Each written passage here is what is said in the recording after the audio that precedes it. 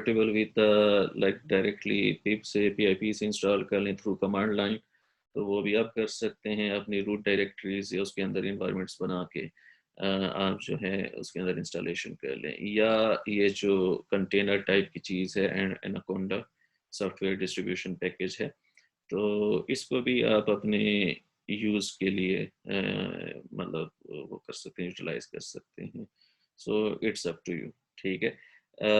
Anaconda इसलिए मैं recommend कर रहा हूँ कि इनिशियल स्टेजेस में अगर आप ये कंटेनर, ये जो डिस्ट्रीब्यूशन पैकेज है आप इंस्टॉल कर लें, तो मोस्ट ऑफ द थिंग्स वहाँ पे आप इजीली जो है या तो ऑटोमेटिकली उसके साथ इंस्टॉल हो जाती हैं जो प्राइमरी लाइब्रेरीज हैं, ये numpy और scikit-learns वगैरह। अगर तो नहीं भी होती तो आप इजीली जस्ट वहाँ पे जाके उनके मैनेजर में, अपडेट मैनेजर में, तो वहाँ से आप जस्ट सेलेक्ट कर लें, चेक मार्क करें, स्पेसिफिक लाइब्रेरी को सर्च करें और वहाँ पे इंस्टॉल कर सकते हैं through using the GUI interface. Okay. और कुछ IDEs जो कंपाइलर्स हमारे पास हैं, ठीक है, जैसे कि स्पाइडर है या दूसरी नोटबुक जो है, उस वो हमारे पास ऑटोमेटिकली इसके अंदर इंस्टॉल हो जाती हैं, या जो है आप उसको जस्ट वन क्लिक से इंस्टॉल कर सकते हैं। So that's why for the primary stage इसलिए मैं यहाँ पे इसको रेकमेंड कर रहा हूँ। और इसके अलावा जो है after the installation of that package and relevant software for the execution of your demo codes etc, तो हम क्या करेंगे कि लेट्स सपोज कुछ सरसरी इसके डेटा प्रोसेसिंग का कंसेप्ट लेंगे कि whenever you implement the model, machine learning model, या कोई भी आप मॉडल कंसीडर कर लें, AI का मॉडल जिसके अंदर you are going to utilize the data को आप सामने रख के उसके ऊपर सारी आप प्रोसेसिंग कर रहे हैं और रिजल्ट जनरेट कर रहे हैं। तो इस तरह के मैकेनिज्म के अंदर डायरेक्टली डेटा को हम उठा के मॉडल को प्रोवाइड नहीं करते। इट इज़ रिकमेंडेड कि आप डेटा को पहले प्री प्रोसेस कर लें। So we will actually get the idea about what is data pre processing और जो कॉमन स्टेप्स इसके अंदर होते हैं वो कौन कौन से हैं, ठीक है। And in the last we will come again to the topic of regression, और उसके अंदर हम इसकी रिग्रेशन की डिफरेंट टाइप्स डिस्कस करेंगे और उसका थोड़ा बहुत जो है कोड का भी ओवरव्यू ले लेंगे, ठीक है। फिलहाल मैंने गूगल क्लासरूम के ऊपर ये जितने भी रिग्रेशन के टाइप्स हैं, ठीक है, तो इनके कोड्स अवेलेबल नहीं किए। After the lecture I will try to available those codes, और आई विल हाईली रिकमेंड कि आप खुद से उन कोड्स को after the configuration of your required resources software packages, तो उसके बाद उन कोड्स को आप खुद एग्जीक्यूट करें ताकि आप लोगों को पता चल जाए कि how this algorithm actually works और how we can actually implement, और इसके अंदर जो डिफरेंट हम चीज़ों की बात कर रहे हैं वो इम्प्लीमेंटेशन पॉइंट ऑफ व्यू से how things works. Okay. Now, installation of Anaconda is actually quite a simple task. आप सिंपली जाएं गूगल के ऊपर, गूगल खोलें और उसके अंदर एनाकोंडा पाइथन टाइप करें। सो आपके पास सबसे ऊपर फर्स्ट ऑप्शन या सेकंड ऑप्शन आपके पास आ जाएगी Anaconda Python and R distribution, ठीक है। इसके ऊपर, इस लिंक के ऊपर क्लिक करें। सो it will lead you guys to the relevant page. Okay, so यहाँ पे आप देख सकते हैं कि when the Anaconda जो उनकी वेबसाइट है वो खुलेगी, so you will have the download option. just वहाँ पे डाउनलोड ऑप्शन पे क्लिक कर लें, but before that actually just make sure कि कौन से प्लेटफॉर्म के लिए आपको इसका इनकी exe फाइल चाहिए, whether it is for the Windows or some other platform, ठीक है। तो उसके अकॉर्डिंगली आप उनकी exe फाइल जो है वो डाउनलोड कर सकते हैं, ठीक है। Like when you select the download button, when you press this one, so you will have these options in front of you, Okay, whether you want to download it on the Windows platform, Mac OS or Linux, ठीक है, तो आप relevant platform के लिए उनका setup आप select कर सकते हैं, ठीक है. And after that, you will be given two options. One is Python 3.7 point, maybe अभी अपडेटेड जो वर्जन होगा वो होगा, या आपके पास 2.7 की सीरीज का कोई ऑप्शन अवेलेबल है. So it's up to you guys कि कौन सा वर्जन आप सेलेक्ट करते हैं. 3.7 के में भी जो अब लेटेस्ट वर्जन हो, मे बी उसके अंदर थोड़ी बहुत स्टेबिलिटी ना हो, because when ever the new series या वर्जन्स वो रिलीज करते हैं, तो ज़रूरी नहीं है कि हर एक लाइब्रेरी की support from the very beginning वो प्रोवाइड कर लें. तो इस तरह के आप इश्यूज इस वर्जन के साथ फेस कर सकते हैं. बट आई गेस अब ये भी काफ़ी स्टेबल हो चुका है 3.7, या इससे पहले वाला 3.6 आप यूज़ कर सकते हैं, या जो है आपको 2.7 या 2.5 या 2.6 जो भी है तो आप यूज़ कर सकते हैं.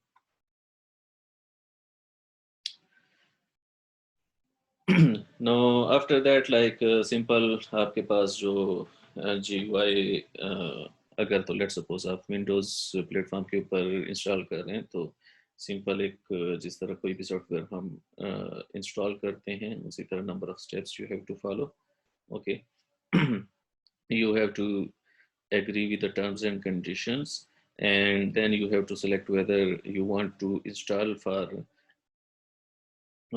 just one user or for multiple users. So जो भी relevant आपका जो choice है, just वो select करके and click next, and at the end you provide the destination folder and you start the installation process.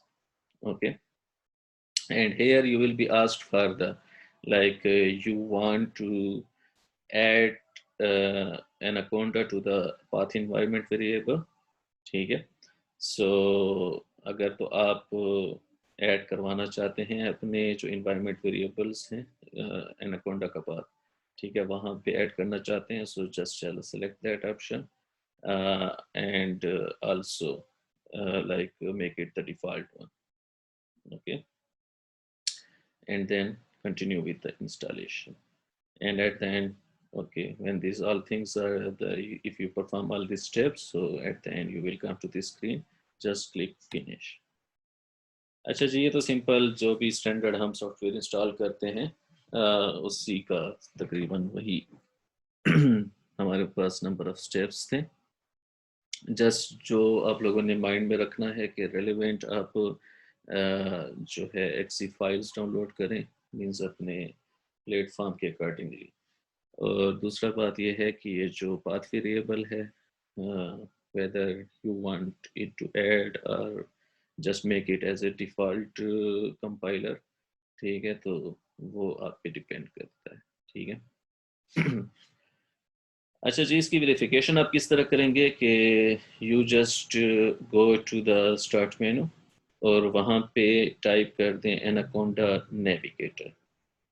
Okay, when you tap this thing, this sort of icon will appear. अगर तो installation properly हुई है आपके machine के ऊपर, तो आपके पास इस तरह का एक नेविगेटर आना चाहिए. Just open this one, and when this navigator, the manager will open, so you will have this kind of screen, or you may say the dialog box in front of you. Okay जी. यहाँ तक समझ आ गई आप लोगों को? जी sir. Okay, यहाँ पे एक ये सेलेक्ट माइंड में रखें कि here the applications जो आपके रिक्वायर्ड एप्लीकेशन है, this is just a manager, means एक पैकेज है, डिस्ट्रीब्यूशन पैकेज, जिसके अंदर डिफरेंट लाइब्रेरीज या तो ऑटोमेटिकली इंस्टॉल हो गई होंगी, या आप जाके जो है आप इसको अपडेट कर सकते हैं, न्यू जो रिक्वायर्ड रिसोर्सेज हैं वो आप इंस्टॉल कर सकते हैं। इसी तरह जो कुछ यहाँ पे एप्लीकेशंस हैं वो कुछ ऑलरेडी जैसे इंस्टॉलेशन फर्स्ट टाइम कंप्लीट हो जाए वो यहाँ पे ऑटोमेटिकली इंस्टॉल हो जाती हैं, या जो है कुछ इस तरह के भी होंगे कि आपको पहले उसके ऊपर क्लिक करना होगा, इंस्टॉल करना होगा, then you can use it. Now the question is के whether you want to install some sort of application or some library in the root folder or some other place। ठीक है, तो यहाँ पे आप डिफरेंट इन्वायरमेंट्स बना सकते हैं। ठीक है, एप्लीकेशंस ऑन जहाँ पे लिखा हुआ है इसके ऊपर ये ड्रॉप डाउन मेन्यू है, आप इसके ऊपर क्लिक करें। यहाँ पे आप जो है न्यू इन्वायरमेंट्स क्रिएट करके, पहले आपने इन्वायरमेंट क्रिएट करनी होगी तब जाके इस ड्रॉप डाउन मेन्यू में उसका ऑप्शन आएगा। और नॉर्मली हम ये इन्वायरमेंट क्रिएट करके क्यों करते हैं, because sometimes we are working on different projects और in different with different tools, let's suppose. तो हम क्या करते हैं कि एक टाइप के जो टूल्स हैं जो एक सर्टेन काम के लिए हम यूज़ करते हैं, तो उनको हम एक अलग से इन्वायरमेंट क्रिएट करके उसके अंदर इंस्टॉल कर लेते हैं। And in this we create like different virtual environments, और उसके अंदर रेलिवेंट जो है टूल्स हम इंस्टॉल कर लेते हैं। So whenever we need, so हम उस स्पेसिफिक वर्चुअल इन्वायरमेंट में जाके सारा जो है कोडिंग वगैरह और उसकी एग्जीक्यूशन हम वहाँ पे कर सकते हैं। ठीक है, सो एंड या तो अगर आप इस तरह वर्चुअल इन्वायरमेंट्स में नहीं जाते, जस्ट बेस जो बाई डिफ़ॉल्ट आपके पास रूट फोल्डर सेलेक्टेड है उसके अंदर ही आप हर चीज़ को इंस्टॉल कर सकते हैं। ठीक है, तो it's up to you.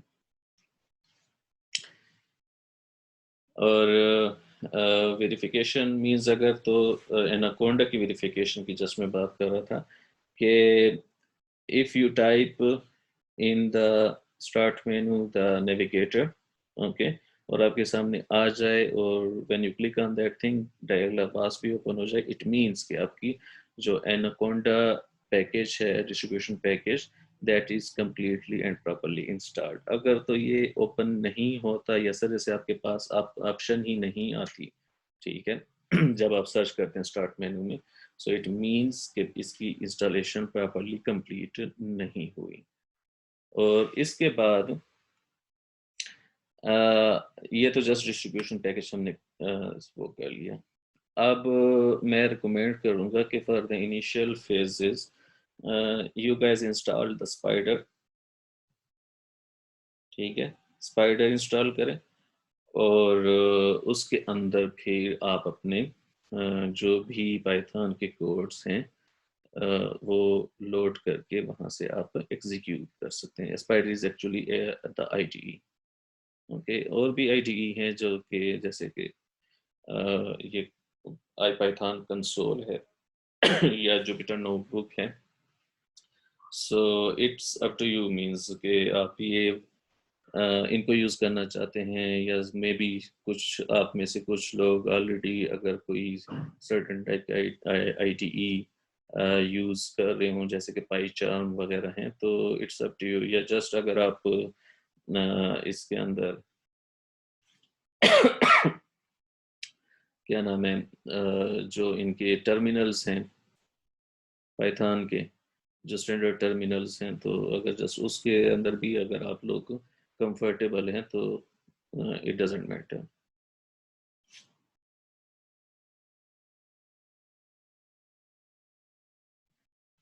Ji, Anaconda installation और वेरिफिकेशन का आइडिया हो गया?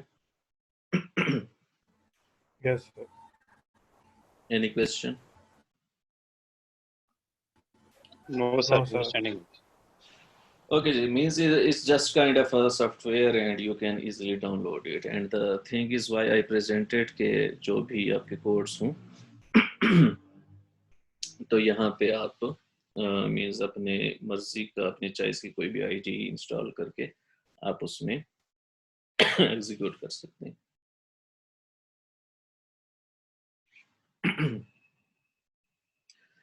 ओके, आप लोग इस तरह कर लें कि let's have a 10 minutes break और उसके बाद जो है हम आके फर्दर ये कंटिन्यू करते हैं लेक्चर को। ठीक।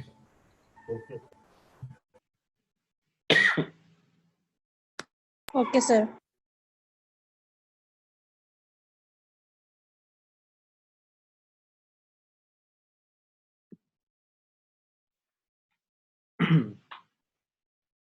अस्सलाम वालेकुम। मेरी आवाज़ आ रही है? जी sir. Okay. Okay, let's resume the lecture. Okay, so we have talked about the installation and its verification already. Okay, let's talk about data pre-processing. ठीक है। एक्चुअली जो डेटा प्री प्रोसेसिंग है तो जैसे कि ऑलरेडी मैंने बताया कि जब कभी भी हम ये स्पेसिफिकली इस तरह के एल्गोरिथम हम इम्प्लीमेंट करते हैं जिसके अंदर हमने डेटा यूटिलाइज करना हो, ठीक है, मींस इनपुट हमारा कोई डेटा हो उसको एल्गोरिथम इनपुट मींस रिसीव करे and as an input receive करे एंड उसको मैनिपुलेट करके हमें रिजल्ट्स प्रोवाइड करे। तो हम डायरेक्टली डेटा इन स्टैंडर्ड जो हमारे पास जो स्टैंडर्ड्स हैं उसमें इट इज़ रिकमेंडेड के डेटा को आप पहले क्लीन कर लो, ठीक है, प्री प्रोसेस कर लो ताकि उसके अंदर जो कुछ इनकन्सिस्टेंसीज हैं वो रिमूव हो जाए, ठीक है। So that's why like whenever we deal try to implement develop a machine learning model or a deep learning model, तो उसमें हम क्या करते हैं पहले डेटा को क्लीन करते हैं, इसको हम क्या कहते हैं in other words data pre processing. और इसकी जो कुछ इम्पोर्टेंट लाइब्रेरीज हैं these are mentioned over here, जैसे नमपी हो गई, मैटप्लॉटलिब है, ठीक है, पांडास है। तो ये कुछ लाइब्रेरीज हैं जो कि आपको रिक्वायर्ड होंगी, ठीक है। नमपाई में हम क्या करते हैं कि आप मल्टी डायमेंशनल एरेज को हैंडल कर सकते हैं। Normally whenever like you import the data, तो जो इंपोर्टेड डेटा होता है उसमें आप इंस्टांसेस जो हैं डिफरेंट इंस्टांसेस आप किसी एरे के अंदर स्टोर करते हैं या फिर उन्हीं एरेज को फर्दर आप प्रोग्राम के अंदर थ्रू आउट यूटिलाइज करते हैं। So that's why numpy is used in this pre processing step. ये जो numpy लाइब्रेरी है it is not just used in pre processing, almost आप देखेंगे कि जब कभी भी आप कोई मॉडल डेवलप करना चाहें तो उसके कोड के अंदर जो प्रिलिमिनरीज लाइब्रेरीज होती हैं उसके अंदर numpy हो गई या मैटप्लॉटलिब है, इस तरह pandas है, तो ये हर जगह पे तकरीबन आपको नजर आएंगी।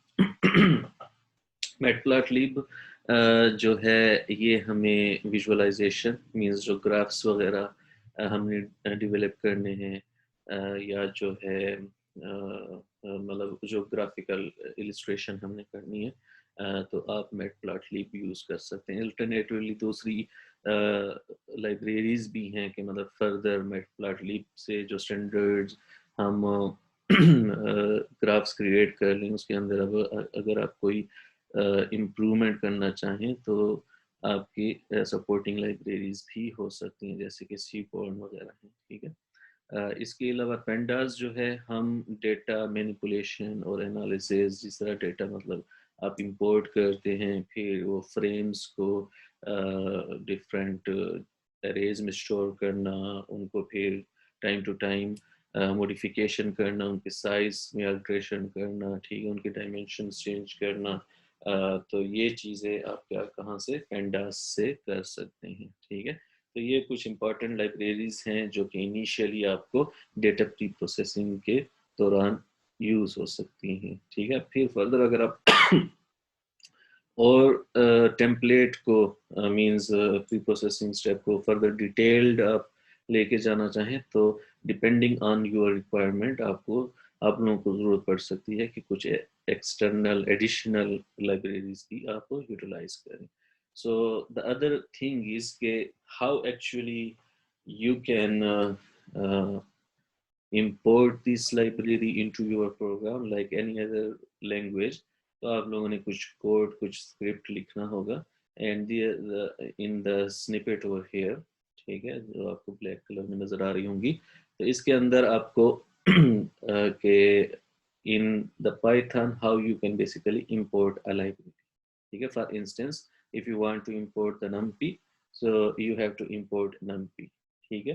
and if you want to simplify it, so we have to use as operator, and कोई भी आप सिंपल उसको assign कर दें। so next time whenever in the code you have to refer back to numpy, just use np, ठीक है, instead of the whole name, it is just for the simplification sake।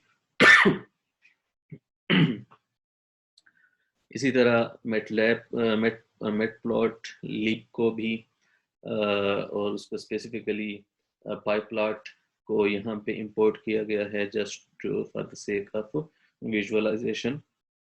And the other thing is के pandas को भी utilise किया गया है कि whenever you have to import the data or you have to manipulate the data frame, so you will be needing the pandas library।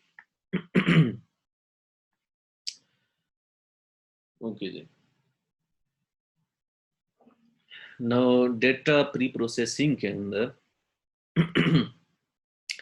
Let's say हमारे पास ये जो राइट साइड पे फाइल पड़ी है, डेटा फाइल, लेट्स से जो आपको Excel sheet type की चीज नजर आ रही है स्लाइड के ऊपर। सो मे बी आपके पास इस तरह की कोई एक्सेल फाइल है, या आपके पास CSV फाइल है, या टेक्स्ट फाइल है जिसके अंदर ओरिजिनल डेटा आपके पास पड़ा हो, you desire it to import, load into the program, okay। सो और इसी डेटा को आपने यूटिलाइज करके क्या करना है, आप you want to do the pre processing steps, मतलब for the practice sake. So pre processing, data pre processing के 3 इंपॉर्टेंट स्टेप्स होंगे। The first will be the importing of data, ठीक है, जो कि CSV फाइल है या जो टेक्स्ट फाइल है, CSV फाइल है, कोई ऑडियो फाइल है, कोई वीडियो फाइल है, जो भी चीज़ है, ठीक है।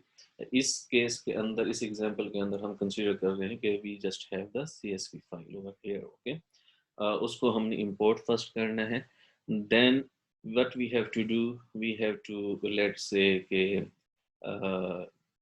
ऑब्वियसली मॉडल जब हम इम्प्लीमेंट करते हैं उसके 2 इम्पोर्टेंट फेजेस होते हैं, ठीक है, ट्रेन और test, that these are the mandatory steps in the development of and validation of a model.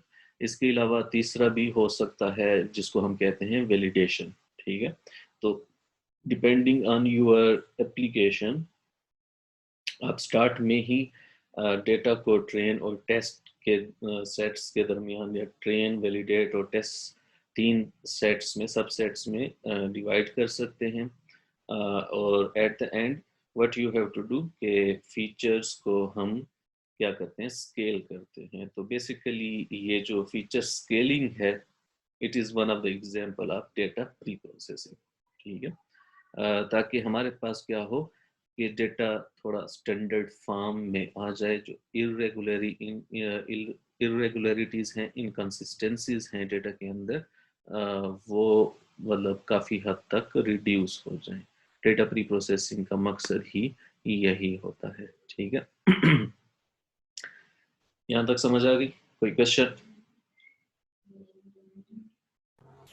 No, sir. No, sir. Okay.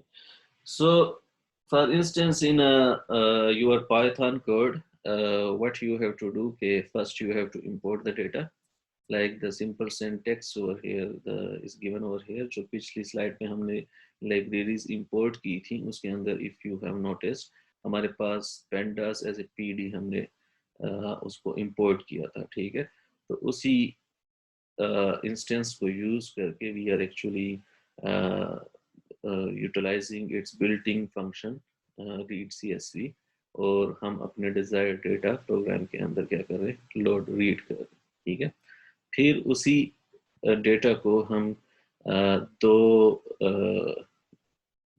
इसमें डिवाइड कर रहे हैं, ठीक है, में से के फ्रेम्स के अंदर हम इनको डिवाइड कर रहे हैं, ठीक है। दो वेरिएबल्स के अंदर हम डेटा को स्टोर कर रहे हैं। एक वेरिएबल को हम रिप्रेजेंट कर रहे हैं x से, the other one is y।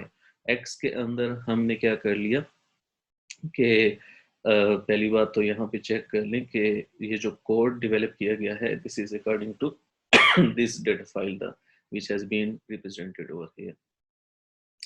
तो इस डेटा फाइल के अंदर हमारे पास एक्चुअली 4 कॉलम्स हैं, और 4 कॉलम्स हमें क्या बता रहा है कि कुछ डेटा के कुछ यू में से के फीचर्स हैं, कुछ इस तरह के वेरिएबल्स हैं।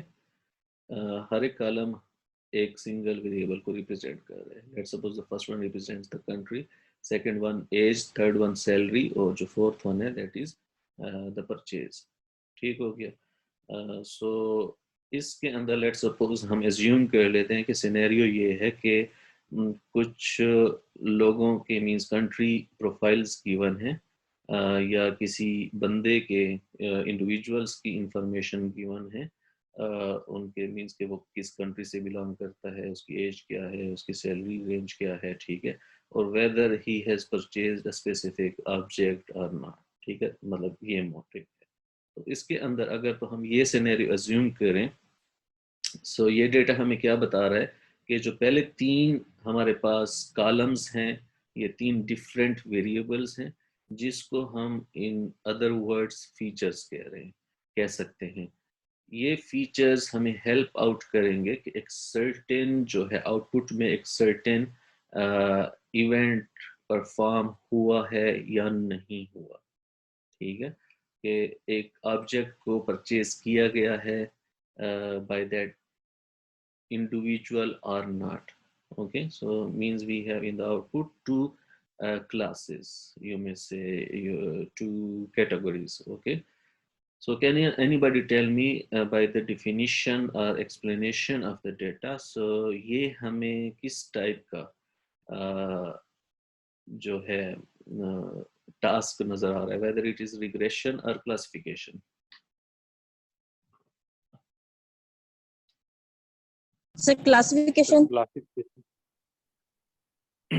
जी क्लासिफिकेशन है, और इसके अंदर जो है हमारे पास जो टोटल 4 कॉलम्स हैं, पहले 3 को हम फीचर्स कंसीडर कर सकते हैं, और जो लास्ट वाला कॉलम है वो हम उसको कंसीडर कर सकते हैं कि this is actually the label, whether a certain person has bought that item or not. Okay.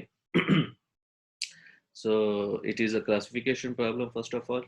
Second, it is a binary classification problem. Why I'm saying binary classification problem? Because in the output we just have 2 classes. Okay, we have to categorize the relevant instances in just 2 categories. Okay, whether but or not. Okay.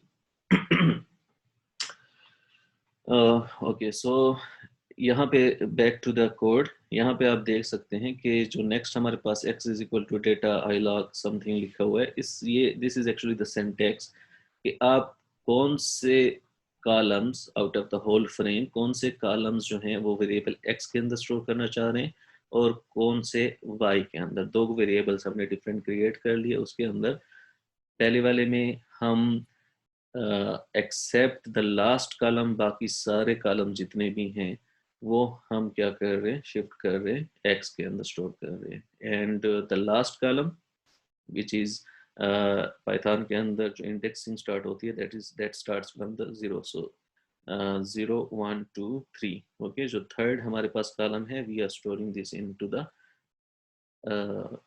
Y variable. तो कोई बता सकता है इसकी क्या importance है, ये हमने क्यों किया?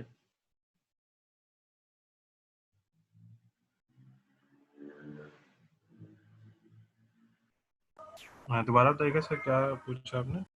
मैंने कहा कि हमने 2 वेरिएबल्स के अंदर डिफरेंट टाइप्स की कॉलम इंफॉर्मेशन स्टोर की। एक्स के अंदर हमने पहले 3 कॉलम जो थे वो स्टोर कर लिए, और जो ओरिजिनल डेटा फाइल की जो लास्ट कॉलम है का जो लास्ट फाइल का लास्ट कॉलम है वो हमने वाई के अंदर स्टोर कर लिया। तो ये स्टेप परफॉर्म करने की क्या मकसद है, क्या ज़रूरत पड़ी है? सर जब वो हम डाटा को जब ट्रेन करते हैं और टेस्टिंग के बाद फिर हम जब उसका रिजल्ट जब वाई में कंपेयर करके ला रहे थे, इस वजह से मेरे ख्याल से हम डाटा स्प्लिटिंग के लिए यूज़ करते हैं इसको, कि हमने एक्स में कौन कौन से वो हमने कॉलम्स रखने हैं जिनको हमने ट्रेन करना, उसके हिसाब से हमने रिजल्ट निकालना। अच्छा, सिंपली जितना सर ये हम हमारे डिपेंडेंट और इंडिपेंडेंट वेरिएबल्स का भी कॉन्सेप्ट। जी सिंपली फिलहाल तो हम जस्ट इसलिए कर रहे हैं कि हमारे पास जो इंडिपेंडेंट वेरिएबल है जिसको हम फीचर्स भी कह सकते हैं वो आइडेंटिफाई हो जाए, उनको हम स्टोर कर लें एक्स के अंदर, और जो हमारे पास ग्राउंड ट्रूथ डेटा है जिसको हम लेबल्स कहते हैं वो आपके पास क्या हो, वाई के अंदर स्टोर हो जाए, कि मींस लेबल और फीचर्स अलग-अलग हो जाए। ठीक है। फिर नेक्स्ट हमारे पास क्या था कि डेटा स्प्लिटिंग, जैसा कि यहाँ पे मेंशन किया था कि if in the start you clarify the things के okay in the model what percentage of the whole data I want to use for the train, what I want to use for the uh, test, and if you guys are interested validation भी अगर तो by default के fold built in के fold cross validation नहीं आप perform करते, आप अलग से खुद ही वैलिडेशन का स्टेप जो है परफॉर्म करते हैं आफ्टर सम सर्टेन एपॉक्स, तो उसको भी आप थर्ड सबसेट भी डेटा का बना सकते हैं जिसको आप वैलिडेट का नाम दे सकते हैं। So let's say we just stick with the train and test sub data sets. तो हमने क्या करना होगा, जो हमारे पास original data, now these are in the X and Y variables. Okay, हमारे पास एक्स के अंदर सारे फीचर्स पड़े हैं और वाई के अंदर हमारे पास लेबल्स हैं।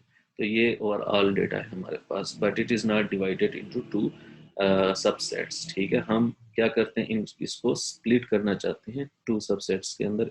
इसको एक को नाम देते हैं ट्रेन का, दूसरे को टेस्ट का। तो you just using the sklearn, ठीक है, scikit-learn जो लाइब्रेरी है उसको भी actually you have to import in the previous slide, ठीक है, otherwise it won't work. Okay, so sklearn से आप एक built in function train test split के नाम से let's say है, ठीक है, या मे बी कहीं पे आप लोगों को के फोल्ड क्रॉस वैलिडेशन के अंदर भी जो उनकी लाइब्रेरी है वो वाले जो फंक्शन है उसके अंदर भी ये फंक्शनैलिटी प्रीवियसली पाई जाती थी, but I guess now it has been discontinued. तो एनी हाउ scikit-learn से आप ट्रेन टेस्ट स्प्लिट जो है वो इंपोर्ट कर लें और उसको यूटिलाइज कर लें कि how much percentage of data you want to keep into the test size and rest it will be included in the training side। तो हमने क्या किया कि ये जो बिल्टिंग फंक्शन है स्प्लिट का, टेस्ट ट्रेन टेस्ट स्प्लिट का, इसको हमने जो है एज ए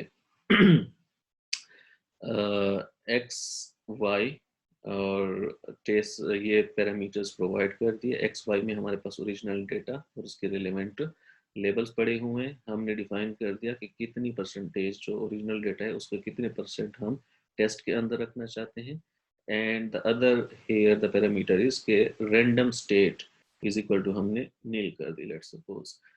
तो इसके थ्रू हम दो सबसेट्स के अंदर एक्स ट्रेन और एक्स टेस्ट के अंदर और उनके रिलेवेंट वेरिएबल्स जो लेबल्स हैं ये डिवीजन हम स्प्लिटिंग परफॉर्म कर सकते हैं। ठीक है, इस स्टेप की समझ आई?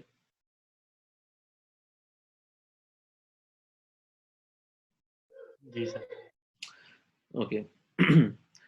अगर तो आप random state is equal to 1 करते हैं, ठीक है, इसको एनेबल करते हैं, so what does it mean कि आपके जो टेस्ट और ट्रेन के अंदर जो सैंपल्स की सिलेक्शन है दैट विल बी रैंडमाइज्ड। वो सीक्वेंस में जो इंडेक्सेस आ रहे हैं उनके अकॉर्डिंगली नहीं होगी कि लेट सपोज पहले 80% जो डेटा है वो आपके डायरेक्टली ट्रेन के अंदर चला जाए और जो रिमेनिंग 20% है वो टेस्ट सेट के अंदर चला जाए। अगर तो आप रेंडमाइज स्टेट 1 करते हैं तो इसका मतलब ये होगा कि out of the whole data set कोई भी सैंपल मींस 80% के सैंपल रेंडमली वो जो है ट्रेन के अंदर सेलेक्ट करेगा, और जो बाकी 20% है they will put into the test set but in a random fashion. And at the end what we do, okay, we have to standardize the overall data set. ठीक है, तो हम क्या कर लेते हैं कि there are different types of standard means standardization algorithm available over there. या तो आप खुद से कोड कर ले, ठीक है, मीन मैक्स स्टैंडर्डाइजेशन है, ठीक है, या मैक्स स्टैंडर्डाइजेशन है, या जो भी डिफरेंट टाइप्स के हमारे पास स्टैंडर्डाइजेशन मैकेनिज्म हो सकते हैं, अगर आप तो खुद से डेवलप करना चाहें, या आप क्या कर लें कि यहाँ पे स्टैंडर्ड स्केलर है, ठीक है, स्केलर जो लाइब्रेरी है साइकिट लर्न के अंदर, तो उसको इंपोर्ट करके आप ये वाला फंक्शन परफॉर्म कर सकते हैं, स्टैंडर्डाइजेशन वाला प्रोसीजर डेटा के ऊपर परफॉर्म कर सकते हैं. So first what you have to do, this imported function you have to fit it to the data. ठीक है, जो डेटा आपके पास अभी दो डेटा सेट्स बने हुए हैं, सब डेटा सेट्स, एक है train, the other one is test. ठीक है, तो इनके ऊपर पहले आप इनको ट्रांसफॉर्म कर लें, इस फंक्शन की फिटिंग इसके ऊपर कर लें. सो फिटिंग का क्या मतलब होगा, फिट करने का, कि actually you are performing the transformation step on this data, और इसके अंदर actually this is standard scaler के this will actually adjust the mean of the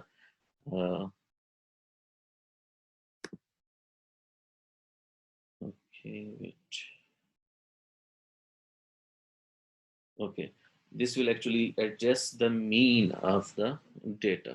ठीक है, so तो ये एडजस्टिंग मीन का क्या मतलब है कि मीन से उसको डिवाइड कर ले, डेटा को एक्चुअली स्केल कर दिया ताकि एक सिंपल एक स्टैंडर्ड रेंज के अंदर आ जाए. ठीक है, कि अगर तो कोई इस तरह की डिस्क्रिपेंसीज हैं कि डेटा इज क्वाइट लाइक कहीं पे बहुत छोटी वैल्यू है किसी कॉलम के अंदर, ठीक है, किसी सेल के अंदर, किसी सेल के अंदर बहुत हाई वैल्यू है, इन दोनों के दरमियान डिफरेंस बहुत ज़्यादा है, तो जब कभी भी आप किसी एल्गोरिथम को उस डेटा के ऊपर फिट करते हैं, ठीक है, तो वो प्रॉपरली लर्न नहीं कर सकता because of the discrepancy of the data. So that's why we need the scaling or normalization or standardization steps over here. ठीक है, जिसको नॉर्मली कलेक्टिवली हम क्या कहते हैं, डेटा प्री प्रोसेसिंग कहते हैं. ठीक है, this is actually the example. यहाँ पे इसको मेंशन करने का मतलब ये था कि whenever like this is a very basic code, कि जब आप मशीन लर्निंग या डीप लर्निंग के एल्गोरिथम्स को इम्प्लीमेंट करते हैं तो उससे पहले अगर आपका डेटा CSV फाइल के अंदर है, टेक्स्ट फाइल के अंदर है, ठीक है, so you might be requiring the data pre-processing step, and this is like a very good way to start with. Okay, so this is just okay, this was the example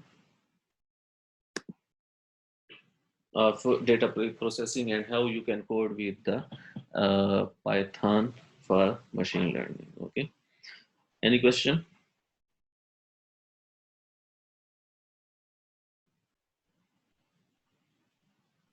no sir. Okay, ये जो मैंने अभी थोड़े बहुत snippets codes के show किए हैं, ठीक है, this was overall code for the let's suppose a simple data pre processing.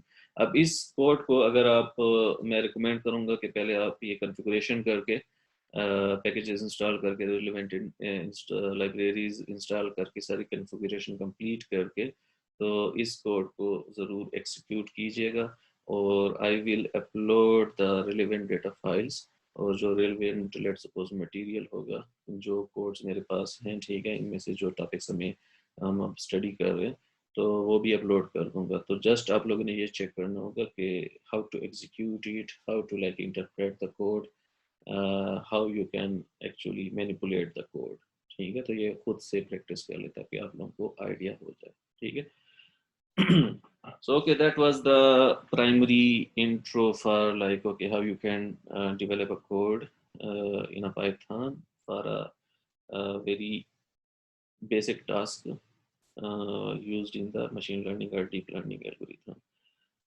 उसके बाद हम आते हैं बैक टू द अपने मॉडल्स की तरफ, मशीन लर्निंग की मॉडल्स की तरफ। अब हमने लास्ट लेक्चर में क्या कहा था कि मशीन लर्निंग के जो मॉडल्स हैं हम डिफरेंट टास्क के लिए यूज़ कर सकते हैं, या मोर प्रिसाइजली हमने ये कहा था कि जो सेल्फ लर्निंग एल्गोरिथम का जो कॉन्सेप्ट है और सेल्फ लर्निंग एक्चुअली हम डिफरेंट टास्क के लिए यूज़ कर सकते हैं। एंड अगर हम मशीन लर्निंग को भी ऑब्जर्व करें तो वो उसके अंदर भी उसका भी बेसिक मोटिव यही है कि डेटा से वो खुद ही जो रेलेवेंट इंफॉर्मेशन है वो एक्सट्रैक्ट कर सके, इस तरह के एल्गोरिथम हम डेवलप करें, ठीक है। and those algorithms can be used for different tasks. for instance regression उसमें एक एग्जांपल है, दूसरा हमारे पास क्लासिफिकेशन है, ठीक है। और भी कंप्यूटर विजन फील्ड के अंदर रिलेटेड या सिग्नल प्रोसेसिंग के अंदर, मतलब डिफरेंट फील्ड्स के अंदर ये सेल्फ लर्निंग एल्गोरिथम हम डिफरेंट कामों के लिए यूज़ कर सकते हैं, ठीक है।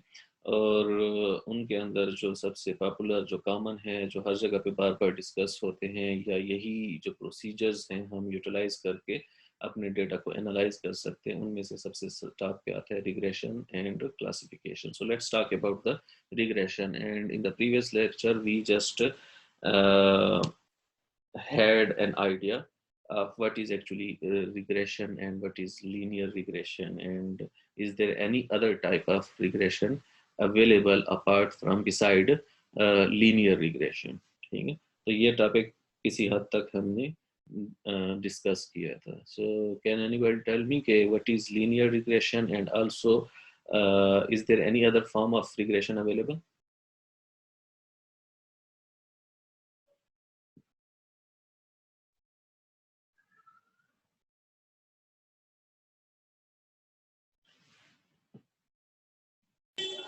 सर दो तरह की रिग्रेशन के फर्दर टाइप्स हैं, एक सिंपल लीनियर होता है, दूसरा मल्टीपल होता है। अच्छा, ये तो लीनियर रिग्रेशन हो गया, ठीक है। लीनियर रिग्रेशन के अंदर हमारे पास दो टाइप्स होते हैं। फॉर इंस्टेंस एक है simple linear regression and the other one is regression with multiple variables, या जिसको हम मल्टीवेरिएट लीनियर रिग्रेशन भी कह सकते हैं, या मल्टी वेरिएबल लीनियर रिग्रेशन कहते हैं, ठीक है। इसके अलावा लीनियर रिग्रेशन के अलावा कोई और रिग्रेशन हो सकती है?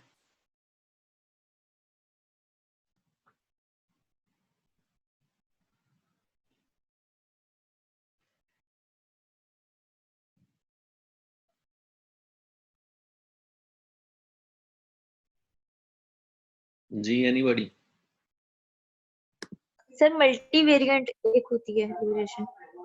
मल्टी वेरिएट तो अभी मैंने कहा कि that is actually the other name for multi variable linear regression. तो वो multi variable regression, linear regression with one variable और मल्टीपल वेरिएबल, वो लीनियर रिग्रेशन की केस में ही आती है।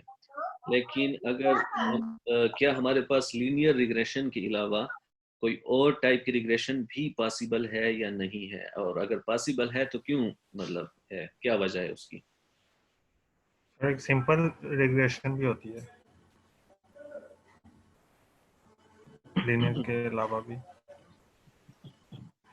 Okay, so simple regression is again it is the simple linear regression.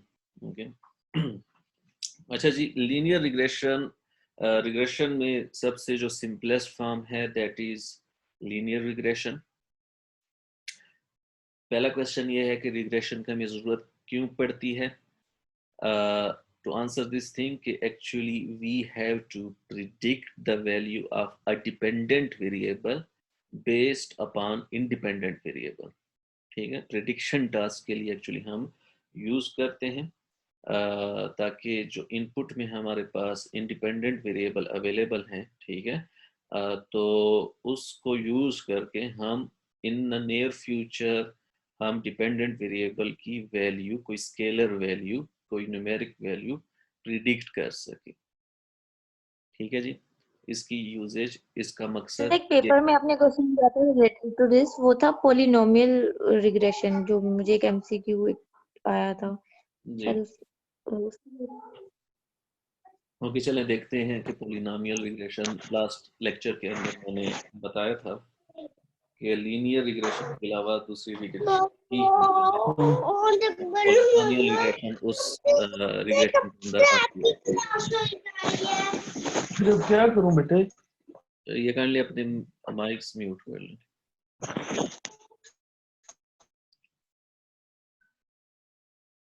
Okay जी, सो regression के अंदर हमारे पास जो सिंपलेस्ट फॉर्म है दैट इज लीनियर रिग्रेशन, और लीनियर रिग्रेशन के अंदर फिर फर्दर दो कैटेगरीज है। एक को हम कहते हैं simple linear regression, the other one is multi variable linear regression. और इनके नाम से ही पता हमें चलता है कि सिंपल रिग्रेशन के अंदर, सिंपल लीनियर रिग्रेशन के अंदर क्या होगा कि हमारे पास जस्ट एक इंडिपेंडेंट वेरिएबल होता है, ठीक है। उसको यूज करके हमने डिपेंडेंट वेरिएबल की प्रिडिक्शन करनी होती है, ठीक है। इस इक्वेशन के अंदर भी आप लोगों को नजर आ रहा होगा कि यहाँ पे लिखा हुआ है y is equal to B naught, या कोई भी सिंबल यहाँ पे हो सकता है, प्लस b1x।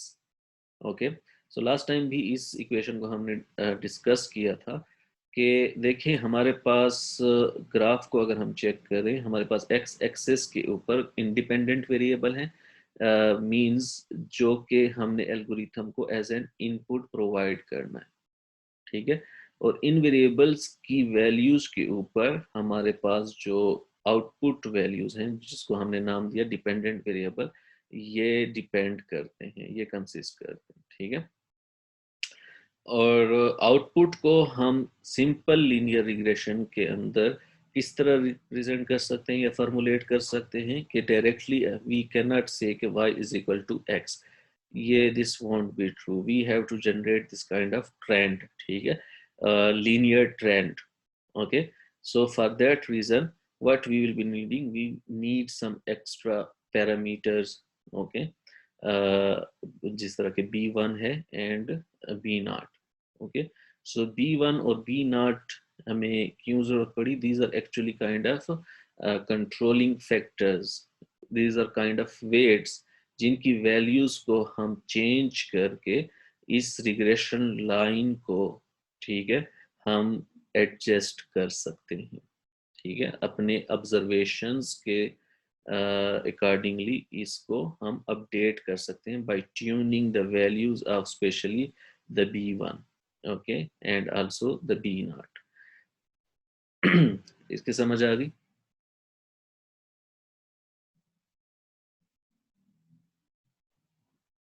जी सर। ओके, और ये ट्यूनिंग का की बात मैंने क्यों की, क्योंकि लास्ट लेक्चर में मैंने आपको बताया था कि इन अ फर्स्ट गो हमारे पास रिफाइंड बेस्ट फिटेड लाइन नहीं आती, we have to repeat the algorithm again and again, ठीक है।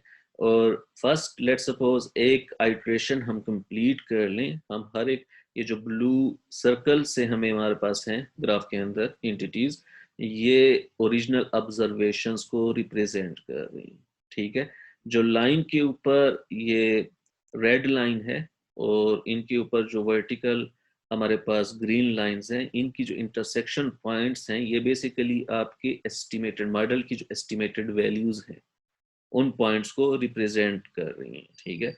तो हम क्या करते हैं कि इन ओरिजिनल ऑब्जर्वेशन और उसके रेलेवेंट जो एस्टिमेटेड वैल्यू है बाय द एल्गोरिथम, उनमें डिफरेंस को मिनिमाइज करने की कोशिश करते हैं, ठीक है। और ये हम प्रोसीजर जो है हर एक ऑब्जर्वेशन के लिए उसके रेलेवेंट जो एस्टिमेटेड वैल्यू है उनके दरमियान डिफरेंस कैलकुलेट करते हैं और उनको सम अप करके उनका एवरेज निकालते हैं, ठीक है। अगर तो वो एवरेज बड़ा हाई है तो हम नेक्स्ट आइट्रेशन में उसको अपडेट करते हैं ताकि वो एरर रिड्यूस हो जाए। अब एरर रिड्यूस हम किस तरह कर सकते हैं?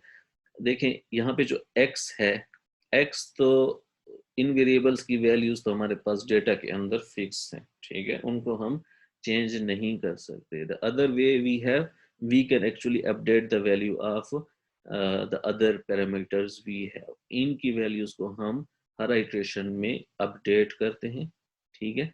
और फिर चेक करते हैं कि after the updation of these weights, ठीक है, what sort of effect it has on the error value. अगर तो एरर रिड्यूस होता है तो वेल एंड गुड, और अगर मतलब इसको कंटिन्यू रखते हैं और उस तब तक कंटिन्यू रखते हैं जब तक के काफ़ी निग्लिजिबल इसमें एरिया में एरर दाखिल ना हो जाए, ठीक है। So this is actually the procedure of linear regression and linear regression with one variable. Now अगर तो हम प्रैक्टिकल इसकी एग्जांपल अगर हम चेक करें, let's say we have a data, okay, we have a file of employees from a certain an organization, ABC organization, okay, कोई भी organization है, वो आपके पास आई as an machine learning expert, ठीक है, और एआई एक्सपर्ट आप लोगों से कंसल्ट किया, आपको कहते हैं कि okay this is the relevant information we have, okay, and let's predict in the coming years on the basis of an employee experience, what will be the expected salary, okay, this is the scenario. So वो आपको कुछ उनके क्या करते हैं, file कुछ relevant data आपको provide कर देते हैं जो कि यहाँ पे लेट्स से गिवन है in the form of CSV file, okay. Now here the file contains two columns. One represents the year of experience, the other one represents the salary, okay. So can anybody tell me कि इसके अंदर हमारे पास whether this हमने जो prediction करनी है expected salary की, तो whether it is a classification task और रिग्रेशन टास्क? रिग्रेशन टास्क है। रिग्रेशन टास्क है, okay. Yes it is regression task. The other question is कि ओके ये जो फाइल हमें नजर आ रही है इसके अंदर independent in regression we have independent variables and dependent variable, तो independent variable कौन सा होगा और dependent कौन सा है? सर इसमें years of experience independent होगा और salaries है वो dependent। जी, जो हमारे पास years of experience है this is independent variable। ये जो information है means इसको हम as an input लेंगे, प्रोवाइड करेंगे एल्गोरिथम को, और जो सैलरी है वो एल्गोरिथम हमें एक्चुअली वो सैलरी प्रिडिक्ट करके देगी, ठीक है। सो इन हियर अगर तो हम इसको as a graph as a regression line यहाँ पे शो करना चाहें, ठीक है, तो इस तरह का कोई सिनेरियो बनेगा, ठीक है, कि जितनी भी ऑब्जर्वेशंस हमारे पास हैं, ठीक है, number of instances in the data, उसको हम यहाँ पे फीचर स्पेस में क्या कर लेंगे, प्लॉट कर लेंगे। सो ये जो रेड लाइंस हैं, ठीक है, these actually represents the year of experience, ठीक है, और उनका जो रेलेवेंट सैलरी बन रही है, ये हमारे पास एक्चुअल जो डेटा के अंदर इंफॉर्मेशन मौजूद है उनको हमने प्लॉट कर दिया, ठीक है। अब हम क्या करते हैं कि बाय यूजिंग हम कहते हैं कि okay the information provided to us is just have one variable, so in that case the best possible solution is to use the simple linear regression because we just have one independent variable, okay। तो ये तो clear हो गया कि okay हमने prediction करनी है तो it will be beneficial to use simple linear regression, okay. And the other thing is कि सिंपल लीनियर रिग्रेशन की ये इक्वेशन है हमारे पास, ठीक है, कि in the equation we have one independent variable and its relevant coefficient plus b naught, ठीक है, अ कांस्टेंट। इस कांस्टेंट का मैंने एक नाम बताया था लास्ट लेक्चर में, क्या था? इंटरसेप्ट। जी इंटरसेप्ट, ठीक है। Intercept is kind of offset setting, okay. तो जब हम इस इक्वेशन के अंदर इस डेटा की इंफॉर्मेशन पुट करें तो ये हमें क्या होगा, ये इक्वेशन किस तरह अपडेट होगी, इसकी क्या फॉर्म बनेगी कि instead of x in here in this case what we have as an x the year of experience. Okay, उनको हमने इस इक्वेशन में पुट कर दिया और ये जो है equation after putting this independent variable over here it will actually by with the help of this equation it will calculate us the expected salary. ठीक है, तो ये इस इक्वेशन की जो आउटपुट है for each and every instance this is actually represented by the black line. Okay, ये जो स्ट्रेट लाइन हमें नजर आ रही है.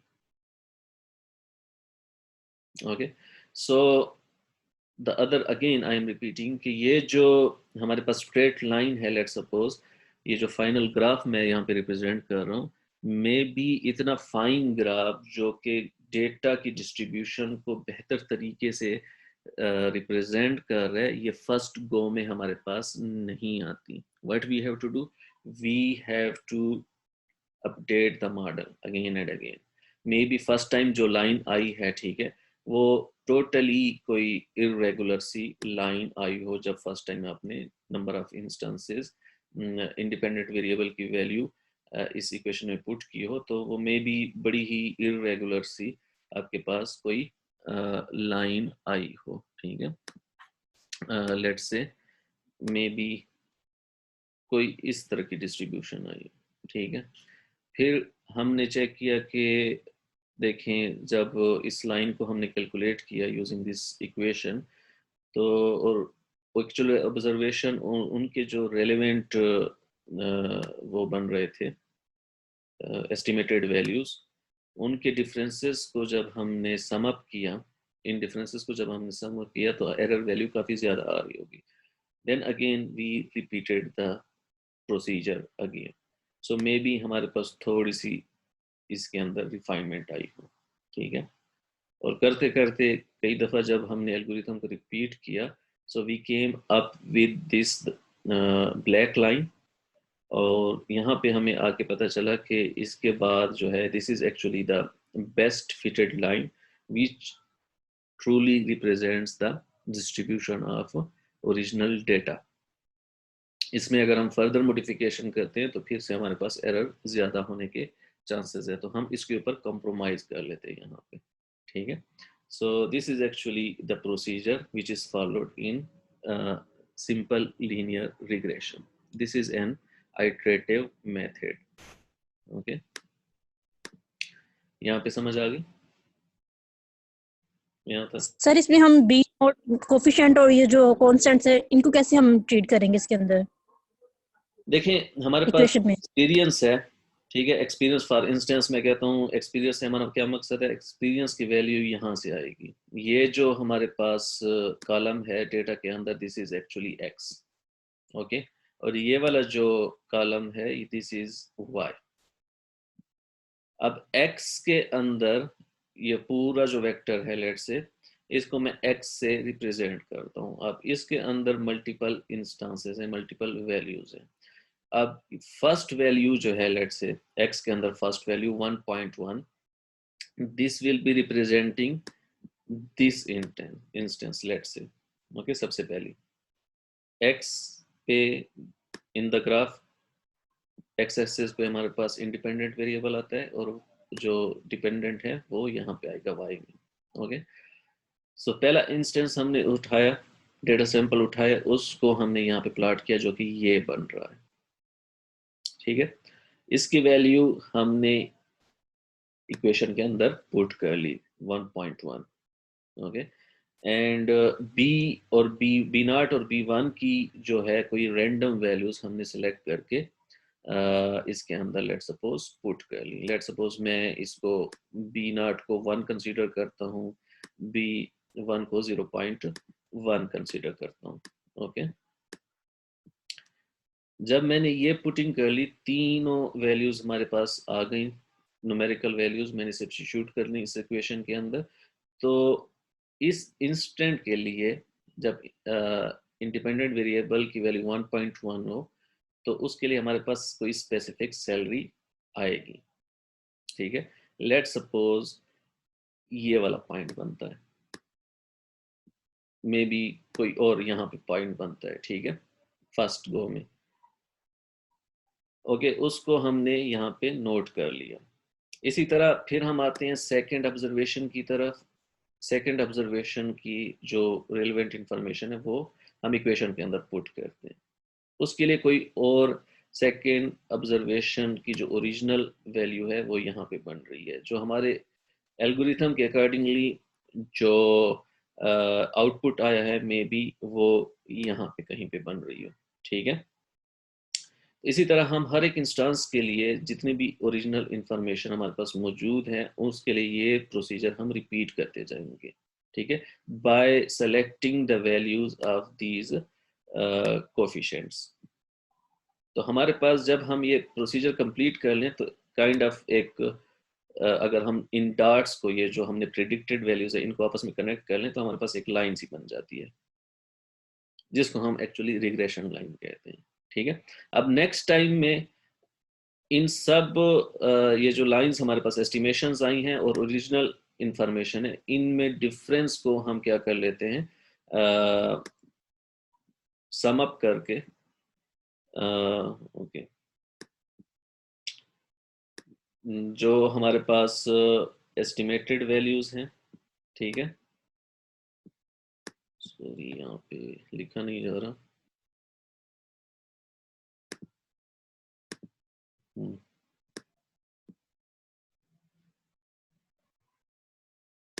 एक मिनट जस्ट,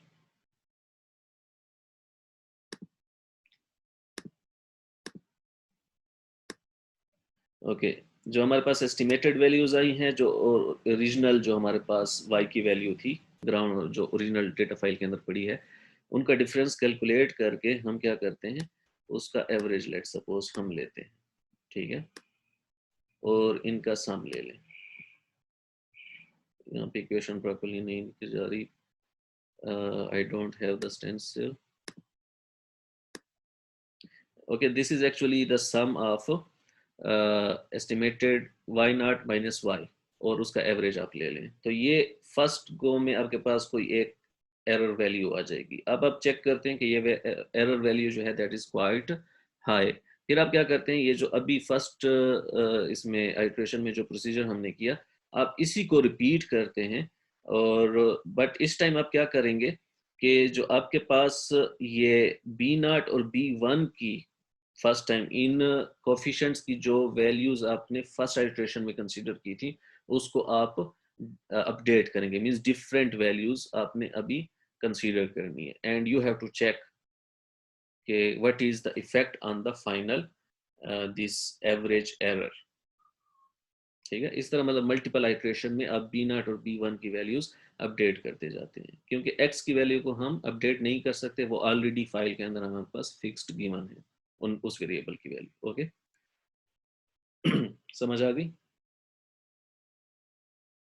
जी सर। ओके, जी सर।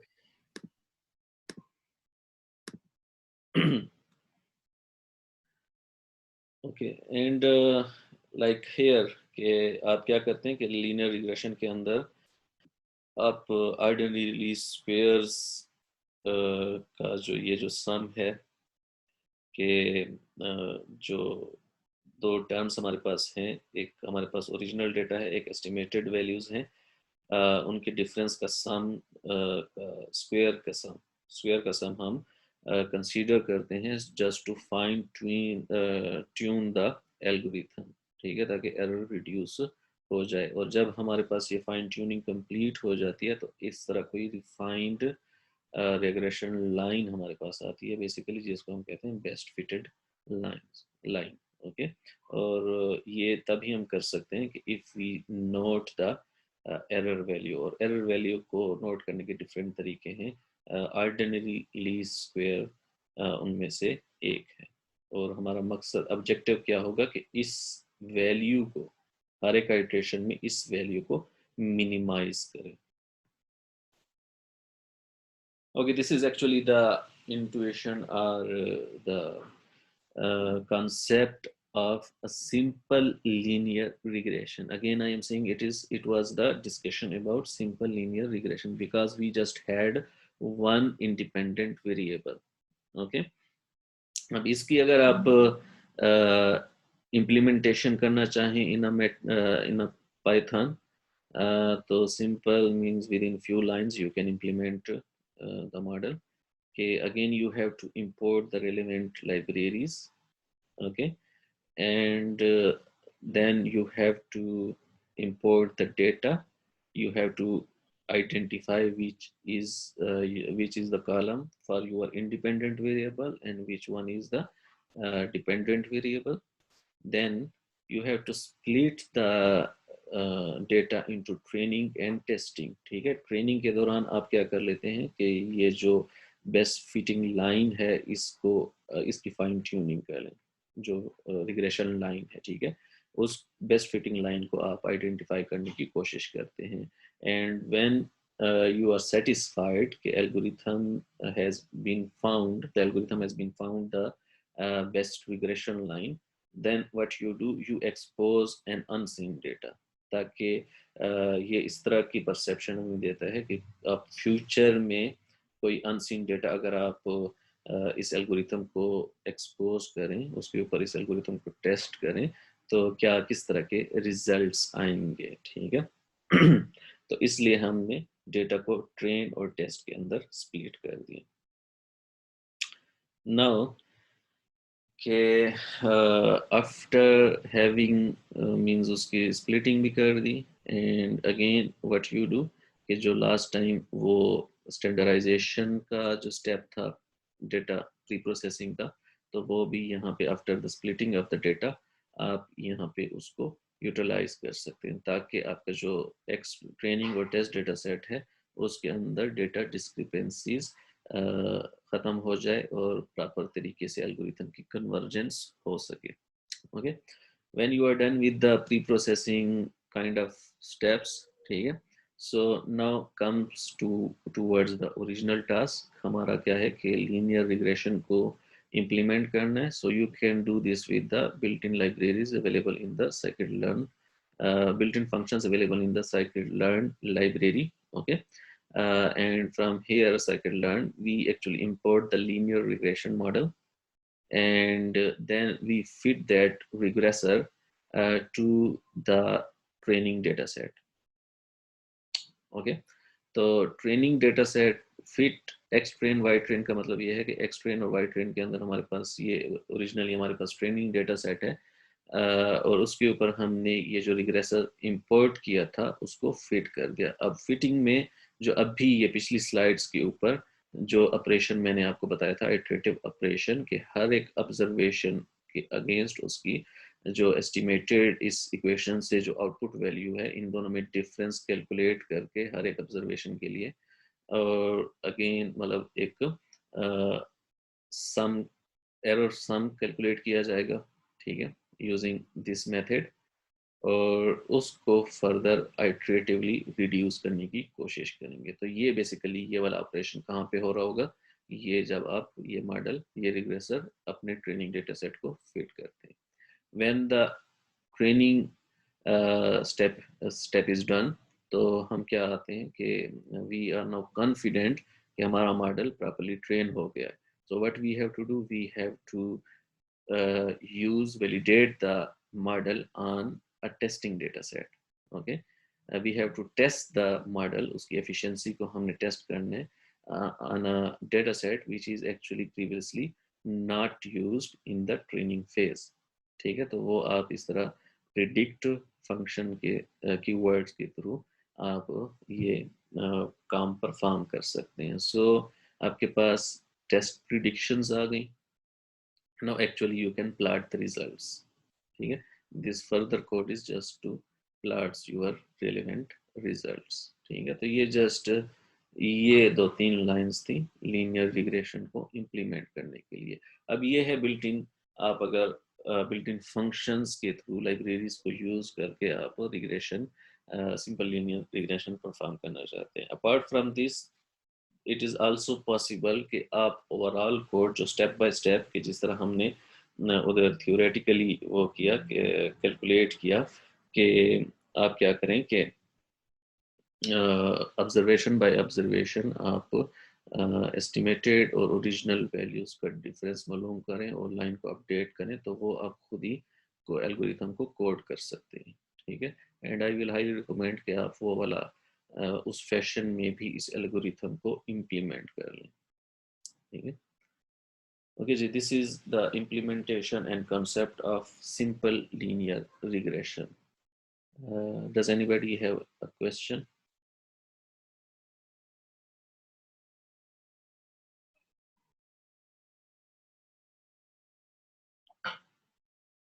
किसी को कोई क्वेश्चन हो? No sir. गुड। अच्छा जी, अब ये जो सिंपल लीनियर रिग्रेशन है, इसी तरह वो जो डेटा प्री प्रोसेसिंग है, तो इनके जो रेलेवेंट फाइल्स जो एक्चुअली ये जो रिजल्ट्स जनरेटेड हैं, दीज आर द रिजल्ट्स जो मैं ऑलरेडी कोड को डेटा सेट के ऊपर कंपाइल कर चुका हूँ, ठीक है। तो वो वाले ग्राफ्स यहाँ पे मैं शो कर रहा हूँ। तो मैं क्या करूँगा कि after the class I will provide you with the data which is used to show the results in these slides, ठीक है। वो वाला डेटा भी मैं प्रोवाइड कर लूँगा और इनका जहाँ तक पॉसिबल हो सके इनके रिलेवेंट जो कोड्स हैं वो भी मैं प्रोवाइड कर दूँगा, ठीक है। तो आप लोग उसको एग्जीक्यूट कर लें and verify by yourself, okay. And this is the result generated when I executed this code on this data. Okay, तो हमारे पास ये फाइनल रिजल्ट आया है। Okay. Now again I am repeating कि इसको हम लीनियर रिग्रेशन क्यों कहते हैं?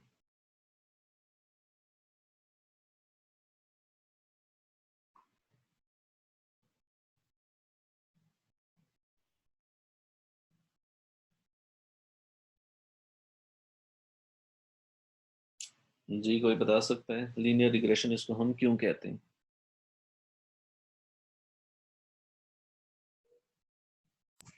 क्योंकि सर हम इसमें जो डिपेंडेंट वेरिएबल को प्रिडिक्ट करते हैं इंडिपेंडेंट वेरिएबल की बेस पे, इसलिए इसे कहते हैं लीनियर। ठीक है, मतलब ये तो डिफिनीशन हो गई रिग्रेशन की कि हम डिपेंडेंट वेरिएबल को प्रिडिक्ट करते हैं based on independent variable. Okay, I agree with you, this is regression, but why it is linear? The question is this. Sir because इसके वेरिएबल जो ले रहे हैं वो एक ही है ना, इंडिपेंडेंट वेरिएबल जो ट्रीट करवा रहे हैं वो एक है, इसलिए इसको कह रहे हैं। जो एक वेरिएबल का केस है वो हम सिंपल इसलिए यूज कर रहे हैं कि सिंपल रिग्रेशन। सिंपल एक्चुअली वो dependent variable, number of the dependent variable को रिप्रेजेंट कर रहे हैं। अगर तो मल्टीपल होंगे तो मैं यहाँ पे सिंपल की बजाय मल्टीपल लिखूंगा, और अगर तो वन इंडिपेंडेंट वेरिएबल है तो इसलिए मैंने यहाँ पे सिंपल लिख दिया। Again the question remains, why linear?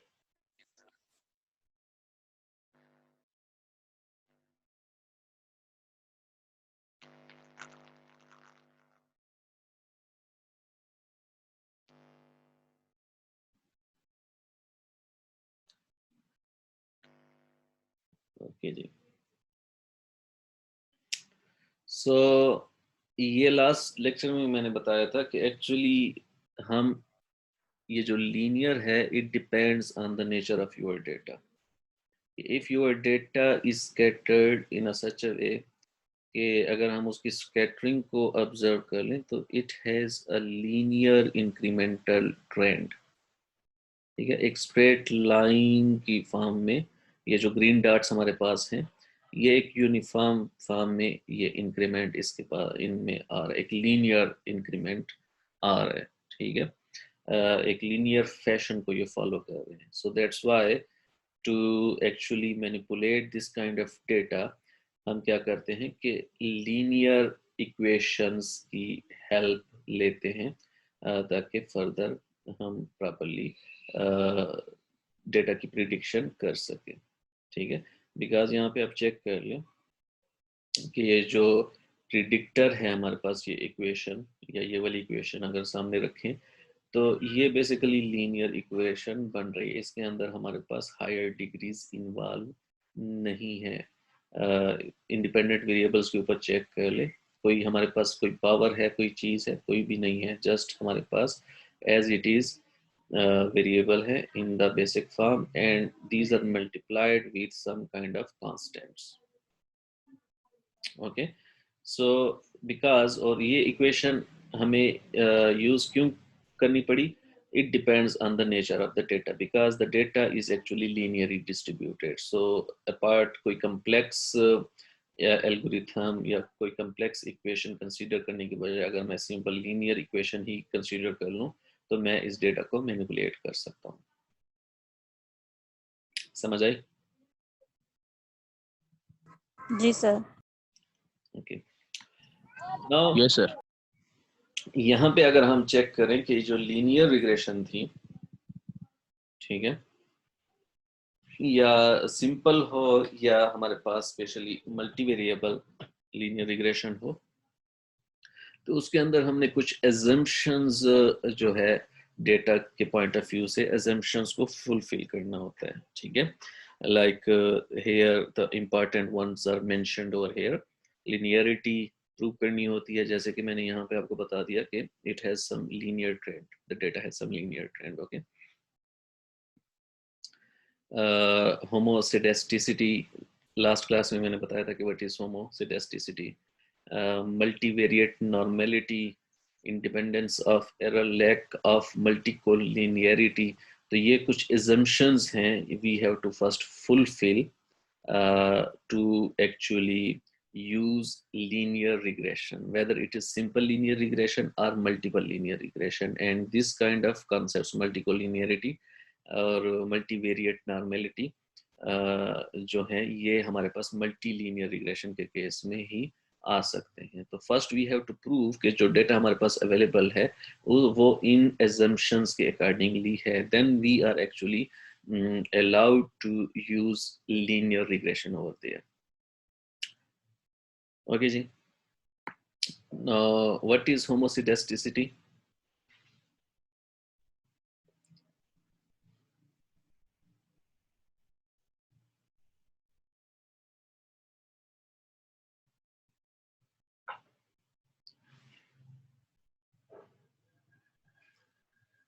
होमोसेडेस्टिसिटी को हमने किस तरह डिफाइन किया था?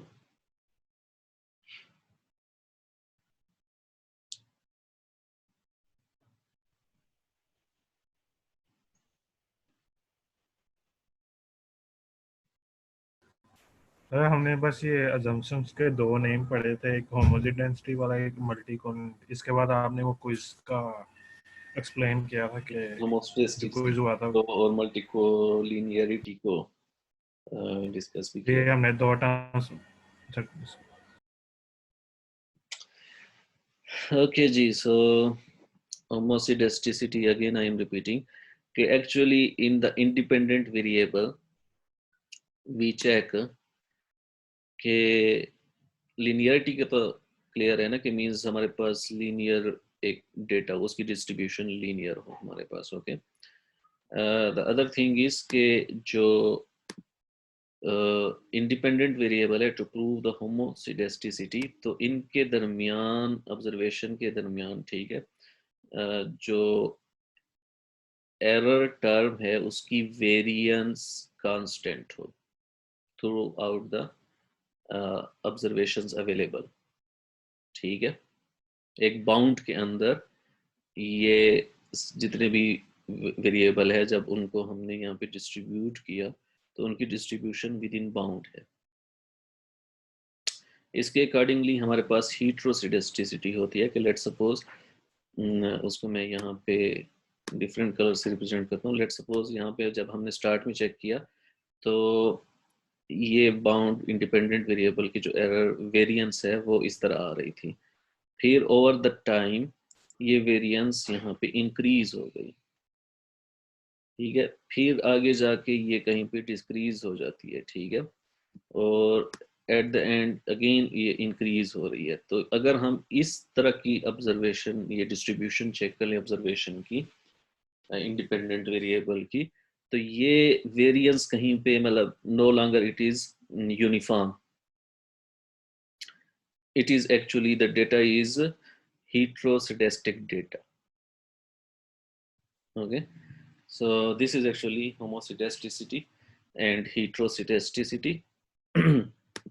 इसके अलावा जो मल्टीकोलिनियरिटी है कि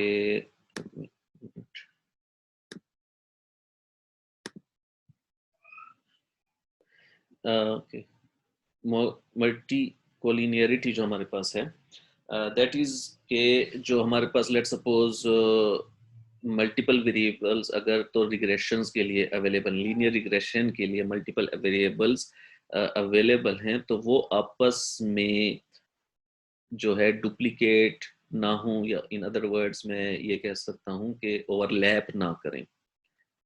ठीक है, कि लेट्स से एक हमारे पास वेरिएबल है x, okay, 1, the other one is x2, third one is x3, x1 जो है लेट सपोज इस एरिया को रिप्रेजेंट करता है, x2 इस एरिया को रिप्रेजेंट करता है, एंड जो x3 है इस डिस्ट्रीब्यूशन को रिप्रेजेंट कर रहे हैं। अगर हम इन तीनों डिस्ट्रीब्यूशन को चेक करें तो इनमें से कहीं पे भी ओवरलैप नजर नहीं आता। इसको मैं क्या करूंगा कि this is actually non multicollinear data. इसके अगेंस्ट अगर तो सिनेरियो इस तरह है कि x1 लेट सपोज उसकी डिस्ट्रीब्यूशन ये है, x2 जो है उसकी डिस्ट्रीब्यूशन ये हो गई, ठीक है, और जो x3 है that is again some part of it overlaps with the x2, तो मैं इस तरह के डेटा को नो लॉन्गर मैं ये नहीं कह सकता कि इसके अंदर लैक ऑफ मल्टीकोलिनियरिटी मींस एक दूसरे को कोलिनियरली ये रिलेटेड है।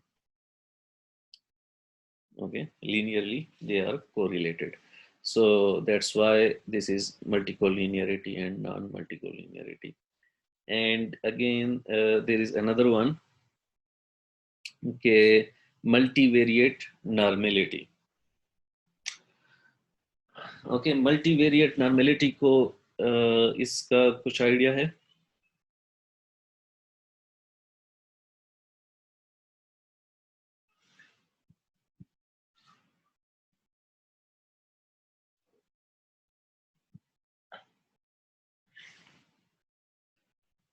Anybody?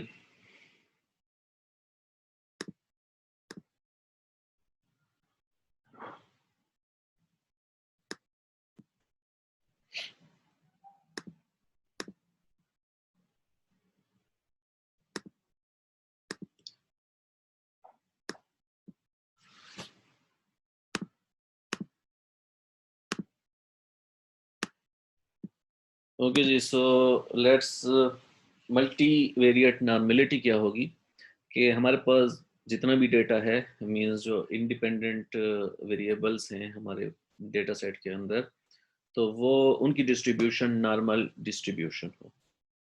Now the question is what is normal distribution?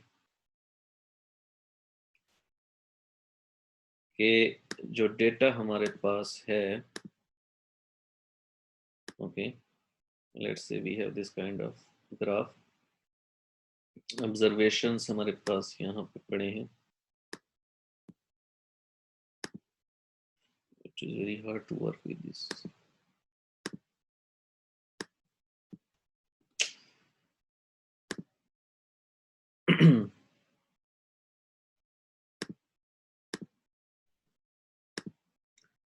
Okay.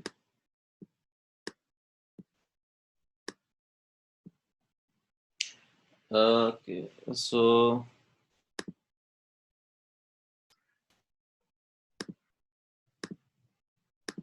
means let's suppose हमारे पास जितनी भी ऑब्जर्वेशंस हैं वो यूनिफॉर्मली इस तरह डिस्ट्रीब्यूटेड हैं।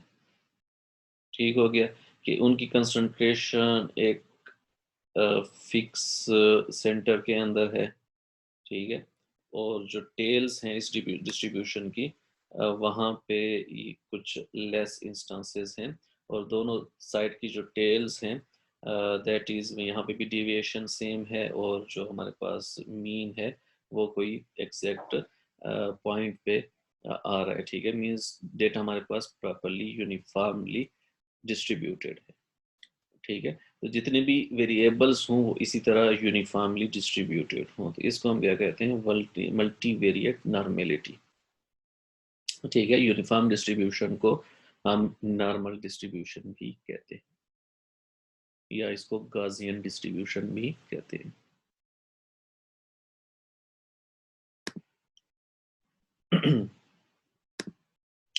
जी ये मल्टीवेरिएट नॉर्मेलिटी का कंसेप्ट क्लियर हो गया। तो जब कभी भी हमने लीनियर रिग्रेशन यूज करनी है और specially multivariate linear regression use करनी है, तो उसके मेक श्योर कि your data set has this kind of characteristics. Okay, now let's come towards the multi features या मल्टी वेरिएबल्स लीनियर रिग्रेशन। उसके अंदर बाय डेफिनेशन क्या होगा कि we should have the multiple dependent variables. In the output there will be a single variable, dependent variable, but in the input there shall have multiple independent variables. Can anybody tell me the equation represented over here, whether it is multiple variable linear regression equation or simple linear regression? Sir, B2 plus X2 जी and so on, B3 into X3. ठीक है, तो ये वाली जो हमारे पास है this is still simple linear regression जो है इक्वेशन है, because if we see the data set provided over here we just have one independent variable which is represented by x, and we have one output variable in the data set. But in case if we have this sort of data in front of us, तो उसमें हमारे पास ज़रूरत पड़ेगी कि हम multiple features को sorry simple linear regression को हम कंसीडर नहीं करेंगे, then we will move towards the multiple linear regression. Why? Because in the input we have multiple variables, multiple independent variables we have, or output में again we have one single dependent variable, ठीक है। Can anybody tell me in the snippet shown over here इस data के अंदर dependent variable कौन से होंगे और इंडिपेंडेंट वेरिएबल कौन से हैं?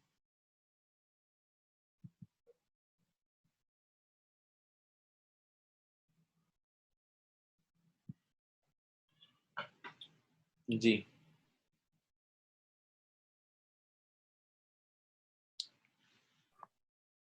Sir, number price of bedrooms, जी बताएं।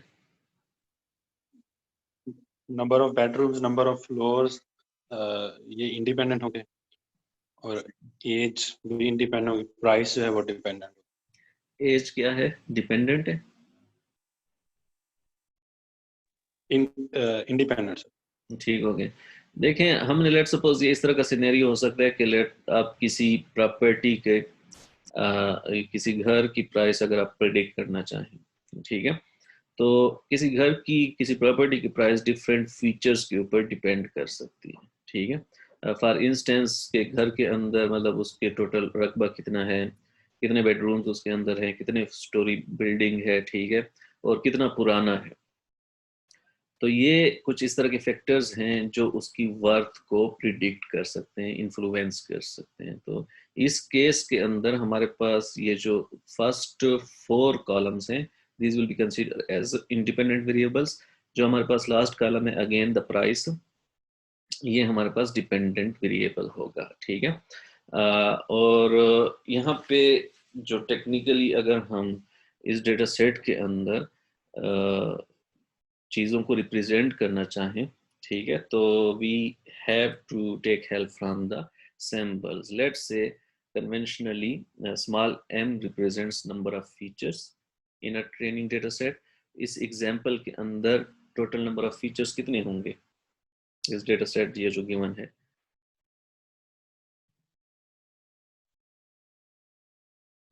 5. Actually, features are the feature is the other name of independent variable. तो independent variable हमारे पास कितने हैं? 4 हैं. 4. n will be 4. Okay. ये वाली जो notation है, that actually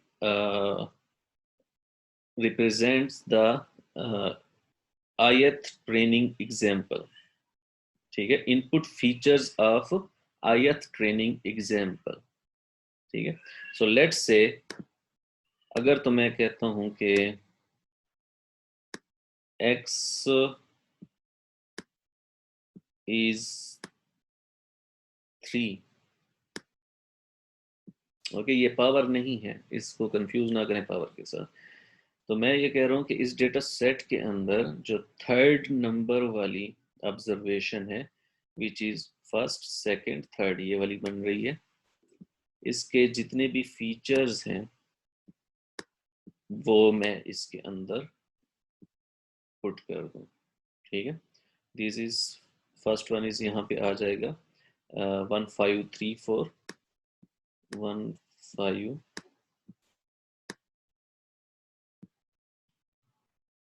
एक minute 5 3 4. Then we will have the 3 2 and 30.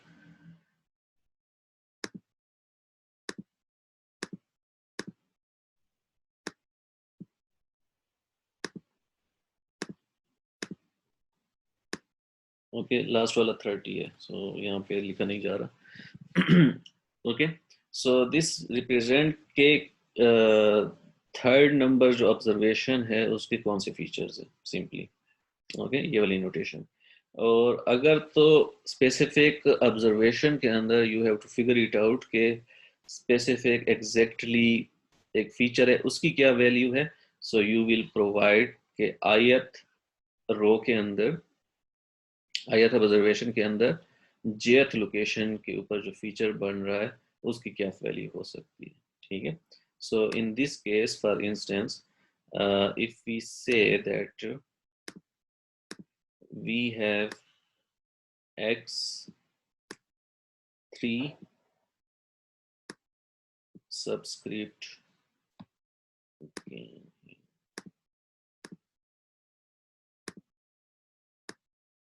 2, तो इसकी क्या वैल्यू बनेगी, कोई बता सकते हैं?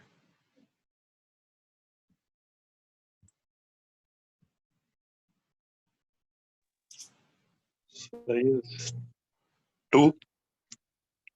हमारे पास पहले तो 3 आएगा आइडेंटिफाई सर. करें कि ये थर्ड ऑब्जर्वेशन बन रही है और थर्ड ऑब्जर्वेशन में सेकेंड नंबर का फीचर उसकी क्या वैल्यू है, तो यहाँ पे 3 बन रही है. थर्ड आएगा. सर 3 है sir. Will be 3. Okay, so इस तरह मीन्स आप डेटा को इंटरप्रेट करेंगे in a symbolic form. Okay, now again. Okay, तो मल्टीपल वेरिएबल्स के अंदर हमारे पास मल्टीपल लीनियर रिग्रेशन के अंदर मल्टीपल इंडिपेंडेंट वेरिएबल होगी और उससे हमने आउटपुट में सिंगल वेरिएबल को प्रिडिक्ट करना है. तो ये जो इक्वेशन है ये अपडेट हो जाएगी हमारे पास इस तरह के फॉर्म में. ओके, मींस जो जितने भी आपके पास डेटा सेट के अंदर वेरिएबल्स हैं वो आप इंक्लूड कर देंगे. ठीक है. जो यहाँ पे 4 वेरिएबल्स थे x4 तक, तो इस वजह से ये वाली जो हमारे पास इक्वेशन है ये इसके अंदर 4 इंडिपेंडेंट वेरिएबल्स इंक्लूड कर दिए हैं. ठीक हो गया. तो और उसकी बेस के ऊपर हमने क्या करना है, सारी प्रिडिक्शन करनी है. ठीक है. अगर तो हम इस इक्वेशन को, ये तो हमने फिर भी finite number of independent variable represent किए हैं based on this given example. ठीक है. उसके अकॉर्डिंगली इस तरह की इक्वेशन बन रही है. If we want to further generalize this hypothesis, ये जो इक्वेशन है इसका अदर नाम हाइपोथेसिस भी हो सकता है, बिकॉज इसके बेस्ड के ऊपर इस एजम्पशन की बेस्ड के ऊपर हम क्या करें, आउटपुट वैल्यू एस्टिमेट कर रहे हैं. तो sometimes in text book you will see this kind of symbols as well. तो ये दोनों एक ही चीज़ है, just symbols change है. Why hat is actually represented over here h theta x, ठीक है, और जो हमारे पास थीटास हैं वो b not b1 and so on इनको रिप्रेजेंट कर रहा है, तो सेम चीज़ है. अगर इसको मैं फर्दर जनरलाइज कर लूँ इस हाइपोथेसिस को, so we will have let's suppose n number of independent variable and they will have respective n number of thetas associated to it. ठीक हो गया. और इस एग्जाम्पल इस इक्वेशन के अंदर अगर हम नोट करें तो यहाँ पे जो थीटा नॉट है that doesn't have any dependent variable, okay, independent variable associated with it. तो फॉर आवर कन्वीनियंस से व्हाट वी एज्यूम कि एक्स नॉट जो है वो normally it is equal to 1. ठीक हो गया. तो जो जनरल फॉर्म इस हाइपोथेसिस की बनेगी तो दैट विल बी एक्चुअली, मैं डायरेक्टली वो आपके पास इक्वेशन लिख देता हूँ कि हाइपोथेसिस की जो जनरल फॉर्म बनती है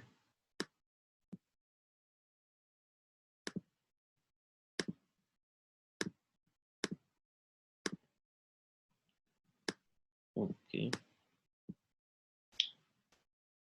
यहाँ पे having difficulty in writing.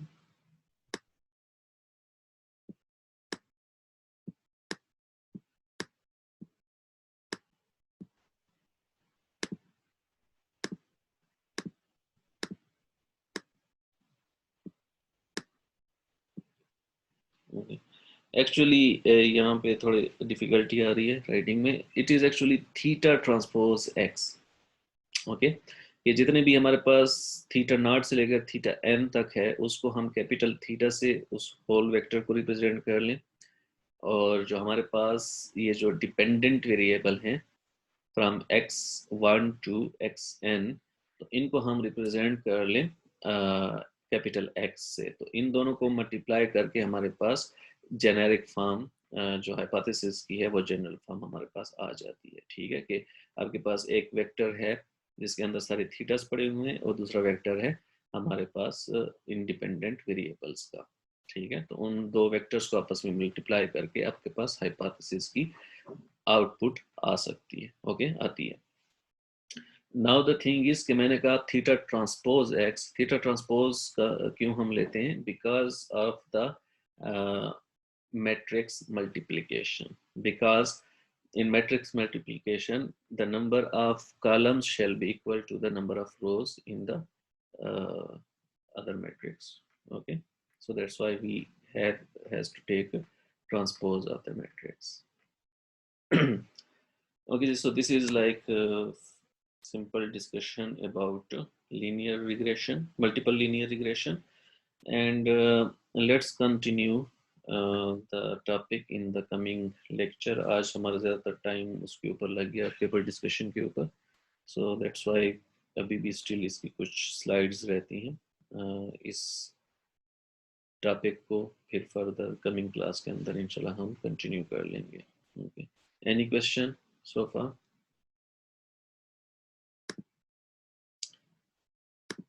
Lecture से रिलेटेड कोई क्वेश्चन हो?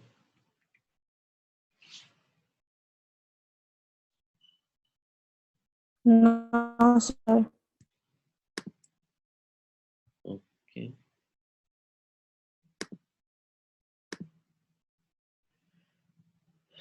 The faculty portal is still down.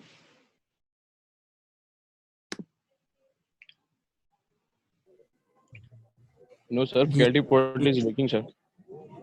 यहाँ पे तो मेरे तो पास थोड़ा काम हो रहा है इसलिए वो 2-3 दिन के लिए बंद होगा.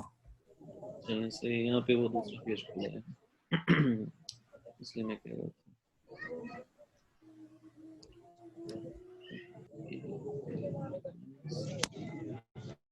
चलिए मैं स्नैपशॉट ही ले लेता हूँ उसके बेस के ऊपर अटेंडेंस लगा दूँगा.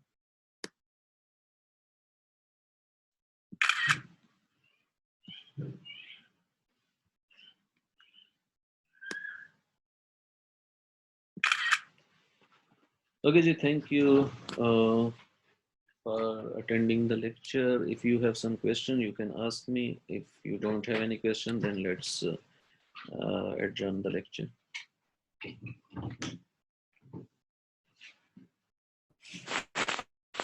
Attendance sir.